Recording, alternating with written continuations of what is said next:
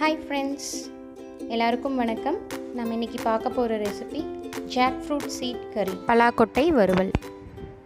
First அதுக்கு என்னென்ன தேவையான பொருட்கள்னு பார்த்துடலாம். ஃபஸ்ட்டு நம்ம பலாக்கொட்டை எடுத்து மேலே ஒரு ஒயிட் லேயர் இருக்கும், அதை எடுத்துட்டோன்னா இந்த மாதிரி ப்ரௌன் லேயரோட இந்த கொட்டை நம்மளுக்கு கிடைக்கும். அந்த ப்ரௌன் மேலே இருக்க ஸ்கின்னெல்லாம் எடுக்கிறக்காக தான் இப்போது ஒரு ஆட்டாங்கல்லில் போட்டுட்டு தண்ணி ஊற்றிட்டு அதை ஆட்ட போகிறோம். அப்படி ஆட்டும்போது அந்த ஸ்கின்னெல்லாம் பீல் ஆயிரும். இப்போ பாருங்கள், நம்ம நல்லா ஆட்டும்போது உங்களுக்கு அந்த ப்ரௌன் கலர் தோலெல்லாம் உறிஞ்சி வரும். இது ஒரு மெத்தடு. நல்லா வெறும் ஆட்டாங்கல்லில் போட்டுட்டு நல்லா ஆட்டணும். இந்த தோலை உரிச்சு எடுத்துக்காமையும் சில பேர் செய்வாங்க. உரிச்சு எடுத்து செஞ்சால் நல்லா கிழங்காட்டு நல்லா டேஸ்ட்டாக இருக்கும்.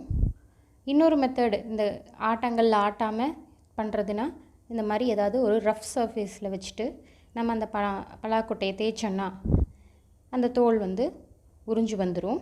இந்த மாதிரி இன்னொரு மெத்தடில் நம்ம அந்த ப்ரௌன் கலர் இருக்கிறத ஸ்கின்னை ரிமூவ் பண்ணிக்கலாம். இந்த ப்ரௌன் கலர் ஸ்கின்னெல்லாம் ரிமூவ் பண்ணிவிட்டு நல்லா அதை தண்ணியில் போட்டு வாஷ் பண்ணிவிட்டு அதை ரெண்டாக கட் பண்ணி எடுத்துக்கலாம். அதுக்கப்புறமா நம்ம வறுவலுக்கு என்னென்ன தேவை அப்படிங்கிறது பார்க்கலாம். இது எப்படி இருக்குன்னு சொல்கிறேன்னா, டேஸ்ட்டு நான்வெஜ் சாப்பிடாதவங்களுக்கும் கூட இது நான்வெஜ் சாப்பிட்ற ஃபீலிங் கொடுக்கும். அந்த மாதிரி ஒரு டேஸ்ட்டில் தான் நம்மளுக்கு இந்த ரெசிபி இருக்கும். வாங்க, ஃபஸ்ட்டு அந்த பலாக்கொட்டையை நம்ம க்ளீன் பண்ணி எடுத்தாச்சு. இனி அதை கட் பண்ணி எடுத்துக்கலாம். இதை நல்லா இந்த மாதிரி க்ளீன் பண்ணதுக்கப்புறமா தண்ணியில் போட்டு வச்சுருங்க.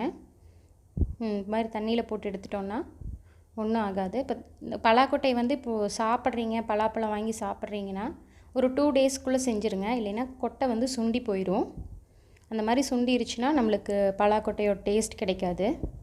இப்போது தோல் உரித்து வச்ச அந்த பலாக்கொட்டையை ரெண்டாக அரிஞ்சிக்கலாம்.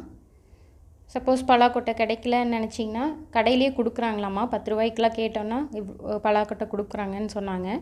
அந்த மாதிரி தனியாக பலாக்கொட்டை வேணால் வாங்கிக்கலாம் பலாப்பழம் விற்கிற கடையிலையே. ஸோ இந்த மாதிரி எல்லாம் எடுத்து க்ளீன் பண்ணி கட் பண்ணி ஒரு குக்கரில் போட்டுக்கோங்க.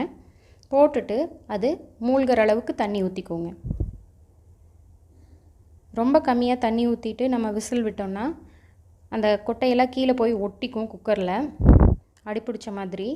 அதனால் கொஞ்சம் எக்ஸ்ட்ராவாக தண்ணி ஊற்றிட்டா தப்பில்லை. மெஷர்மெண்ட்ஸ் எல்லாம் எதுவும் கிடையாது. அது மூழ்கிற அளவுக்கு தண்ணி ஊற்றிக்கோங்க. ஒரு 5லேருந்து 6 விசில் விட்டுக்கோங்க. இது வேகிற சமயத்துக்குள்ளே நம்ம அதுக்கு தேவையான மசாலா பொருட்களை அரைச்சிட்டு வந்துடலாம். வாங்க, ஃபஸ்ட்டு அதுக்கு என்னென்ன தேவைன்னு பார்த்துடலாம். நம்ம மசாலா அரைக்கிறதுக்கு 5 பல் பூண்டு, ஒரு சின்ன துண்டு இஞ்சி, 2 சின்ன பீஸு பட்டை, 1 டீஸ்பூன் சோம்பு, 4 கிராம்பு, 4 டேபிள் ஸ்பூன் தேங்காய், 1 டீஸ்பூன் மிளகாய்த்தூள், வரமிளகாய்த்தூள். இது எல்லாத்தையும் ஒரு அம்மியில் வச்சு அரைச்சிக்கலாம். அம்மியில் அரைச்சி செஞ்சால் செம டேஸ்ட்டாக இருக்குங்க. இது எங்கள் அம்ச்சி தான் செய்வாங்க. இது எங்கள் அம்ச்சியோட ரெசிபி. எனக்கு இந்த பலாக்கொட்டை அம்ச்சி செஞ்சால் அந்த ஃப்ளேவர் ரொம்ப பிடிக்கும். அதனால் அவங்களே செய்ய சொல்லி வீடியோ எடுத்து போஸ்ட் பண்ணியிருக்கேன். நல்லா அரைச்சி எடுத்துக்கலாம். ரொம்ப நிகுன்னு அரைக்க வேண்டியதில்லை. கொரகொரப்பாக அரைச்சி எடுத்துக்கிட்டால் போதும். நம்ம இங்கே செமி கிரேவி மாதிரி ட்ரை டைப்பில் தான் செய்ய போகிறோம் இந்த பலாக்கொட்டையை. வேறுங்க இந்த மாதிரி நல்லா அரைச்சி எடுத்துக்கலாம். அம்மி இல்லாதவங்க மிக்சியில் அரைச்சிக்க வேண்டியதான், வேறு ஒன்றும் பண்ண முடியாது. மிக்சி யூஸ் பண்ணிக்கோங்க. நான் கூட ஃபஸ்ட்டெலாம் நினைப்பேன், என்ன அரைக்கிறது மிக்சியில் அரைச்சா என்ன, அம்மியில் அரைச்சா என்ன, ஆட்டாங்கல்ல ஆட்டினா என்ன, எல்லாம் ஒரே இது தானே, அரைக்க தானே போகிறோம் அப்படின்னு. அப்படியெல்லாம் இல்லைங்க.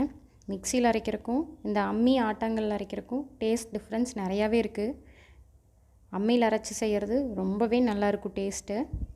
வென் கம்பேர் டு மிக்சியில் அரைச்சி செய்கிறத விட இதோட டேஸ்ட்டு ஃபேபுலஸாக இருக்குங்க அம்மி யூஸ் பண்ணி செய்யும்போது. நம்மளோட மசால் ரெடி ஆயிடுச்சு. இங்கே பாருங்கள், இந்த மாதிரி கொரகொரப்பாக அரைச்சி எடுத்துகிட்டு அந்த அம்மியில் இருக்க மித்த மசாலா தண்ணி ஊற்றி கழுவி அதையும் எடுத்துக்கிறாங்க. அவ்வளோதாங்க. இனி செய்ய போகிற ப்ராசஸ் ரொம்பவே ஈஸி. இந்தளவுக்கு கொரகொரப்பாக அரைச்சி எடுத்தாச்சு. நெக்ஸ்ட்டு ஒரு பேன் எடுத்து சூடானனையும் எண்ணெய் ஊற்றிட்டு கடுகு போட்டு பொரிஞ்சதும் அதில் 2 பச்சை மிளகாய் கீரி போட்டுட்டு ஒரு பெரிய வெங்காயத்தை வெட்டி வச்சுருக்கேன், அதை ஆட் பண்ணிக்கிட்டு கருவேப்பிலை ஆட் பண்ணி நல்லா வதக்கி விட்டுக்கோங்க. இது நல்லா வதங்கிறதுக்கு கொஞ்சம் டைம் கொடுங்க. ஏன்னா இந்த மிளகாய் வந்து நல்லா வதங்கணும். அந்த மிளகாயோட காரம் வந்து அந்த எண்ணெயில் இறங்கணும். அந்தளவுக்கு வதங்குறக்கு டைம் கொடுங்க. இதுக்கப்புறமா நம்ம எந்த வித மிளகாத்தூள் ஆட் பண்ண போகிறதில்ல. 1 ஸ்பூன் மஞ்சள் தூள் இதை ஆட் பண்ணிவிட்டு வதங்கும்போது அடுத்தது தேவையான அளவுக்கு உப்பு ஆட் பண்ணிக்கோங்க.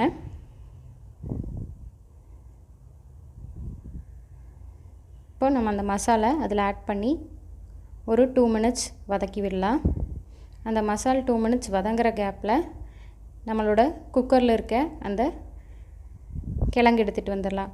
கொட்டை இப்போ அது கிழங்கு மாதிரி ஆயிருக்கும். கொட்டை பாருங்கள், அதில் தண்ணி இருக்குது. அந்த தண்ணி வடிச்சிட்டு வெறும் அந்த பலாக்கொட்டை மட்டும் அந்த மசாலுக்குள்ளே ஆட் பண்ணிக்கோங்க.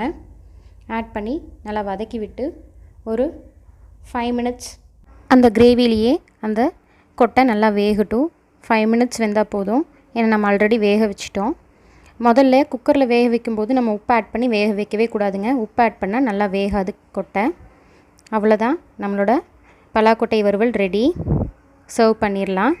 இந்த வறுவலை நம்ம சாப்பாட்டு கூட வச்சு சாப்பிட்டோம்னா செம டேஸ்ட்டாக இருக்குங்க. நீங்களும் இதை உங்கள் வீட்டில் ட்ரை பண்ணி பார்த்துட்டு எப்படி இருந்துச்சுங்கிறத எனக்கு கமெண்ட்ஸில் சொல்லுங்கள். இந்த ரெசிபி உங்களுக்கு பிடிச்சிருந்தால் லைக் பண்ணுங்கள், கமெண்ட் பண்ணுங்கள், ஷேர் பண்ணுங்கள். இன்னும் நிறையா வீடியோஸ் பார்க்குறக்கு என்னோடய சேனலை சப்ஸ்கிரைப் பண்ணுங்கள். தேங்க்யூ.